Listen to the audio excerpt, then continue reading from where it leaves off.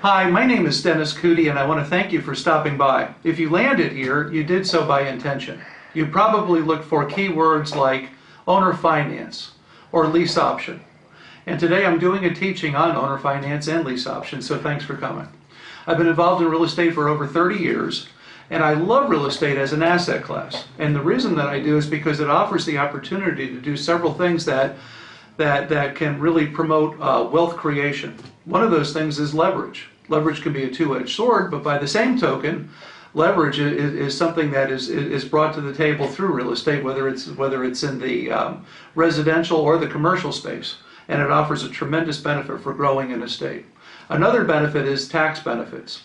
It is true that in 1986 under Ronald Reagan, Tax Reform Act 1986, TRA 86, it is true that there were some major changes that took place that made real estate less beneficial. But by the same token, there still are some great benefits under the tax code in real estate. And then in addition to that, just the whole idea of being able to get in the game. If you can't get in the game, you can't play in the game. So the idea that you can get in the game as in an asset class like real estate offers a tremendous opportunity. So today what I'd like to do is I'd like to talk on lease option and owner finance. And essentially, what is lease option? What is owner finance? Well, basically, they're alternative forms of finance.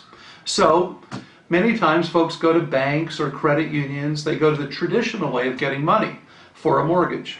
But in some cases, that's difficult to do. Folks have been through divorces or Chapter 7s, or they're still stuck in a Chapter 13. They're having challenges financially, whatever those challenges are. So as a result of that, it can be difficult. Alternative forms of financing offer folks an opportunity to get in the game. So lease options. We're going to start with lease options, and then we're going to finish up with owner finance. What are lease options? Lease options are basically, and remember, you can buy an option on a property, just like you can on securities or whatever, and not necessarily have to lease that.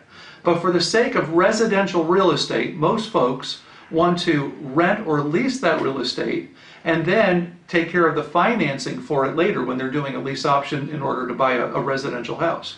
So what happens is in a lease option, what is a lease option? A lease option is an opportunity to be able to, in the future, purchase a home, but basically cut the deal for that today.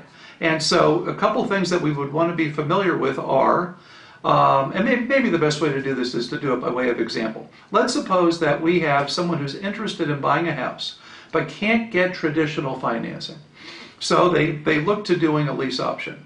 So they purchase or they cut a deal with the seller, whereby the seller and the buyer both stipulate or agree that they're going to buy and sell a $300,000 house. So the person that is renting the home with a separate rental agreement then also gets an option. And that option allows them the opportunity to buy that home at some future time, let's say over the next 5 years, if that's what's stipulated to, at the strike price of $300,000. They now have a right to be able to exercise their position and buy that at any time during those 5 years for $300,000.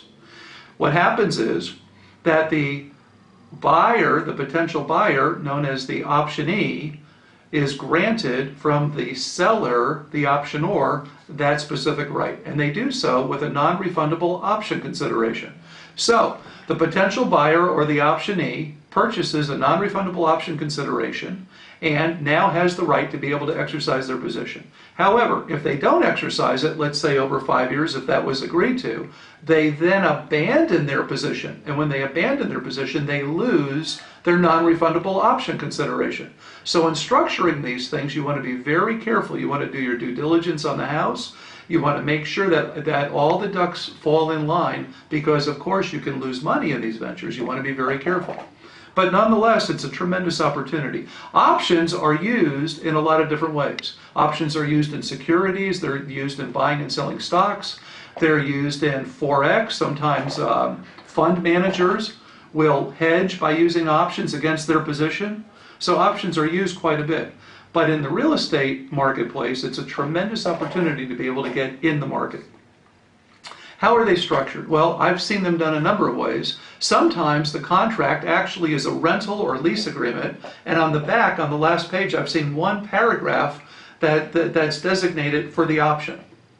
I've also seen completely different contracts where there's a rental agreement or a lease agreement separate and distinct on a separate piece of paper from the option agreement. I think the takeaway in this whole thing, though, is that when you structure these things, make sure that you have your attorney look at this and have them help you to structure this. I always recommend either a board-certified real estate attorney or an attorney that really understands how these things work. And remember, law is like medicine. It's very complicated, so get the right person for the job. So we talked about lease options. Now let's talk about owner finance. What is owner finance? Well, owner finance has some similarities because it falls under the broad umbrella of alternative financing, but it also has some differences. Owner finance essentially works like this. An owner, who by the way typically owns the home outright, in fact nowadays I don't know of any other way to do it because doing subject tos and what have you is far too difficult. So they own the home, they don't have encumbrances on the home, and then they go to contract. A potential buyer looks at that and does their due diligence, enters into the contract, and then goes to a formal closing, unlike a lease option. Lease option, no closing, the closing is deferred to some point in the future. An owner finance, the owner owns the home outright and then goes to and then negotiates a deal with the buyer, and the buyer then goes to a closing. At that closing, the title company or the law firm closes the house just like any closing with a bank, only the owner doing the installment sale or owner finance is the bank. Now what happens is that the owner every month is paid, typically done every month, is paid a mortgage. There's a note that's originated. There's a mortgage that's originated at the closing table, and there's also a deed, the transfer of deed in the state of Florida. And so all of those get recorded at the recording office. And then typically every month, mortgage principal and mortgage interest are due to that. The buyer then pays that to the seller on a monthly basis typically. So then what happens is there are taxes that are due, and there is also insurance that's due. And typically the seller of the home is on as an additional insured on the insurance policy, whether it's for flood insurance or homeowners insurance. Then at the end of the year, if over $600 is paid in interest, there's an interest statement in the form of a 1098 that's generated by the seller, and the seller sends that to the buyer so that the buyer can deduct that on their taxes if they're so prone to do so, if they're itemizing and if they're eligible for doing so.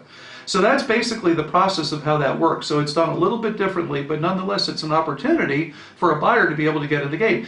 Now oftentimes they're done on maybe a 5-year balloon or a 10-year balloon. I've done some this year on 5-year balloons.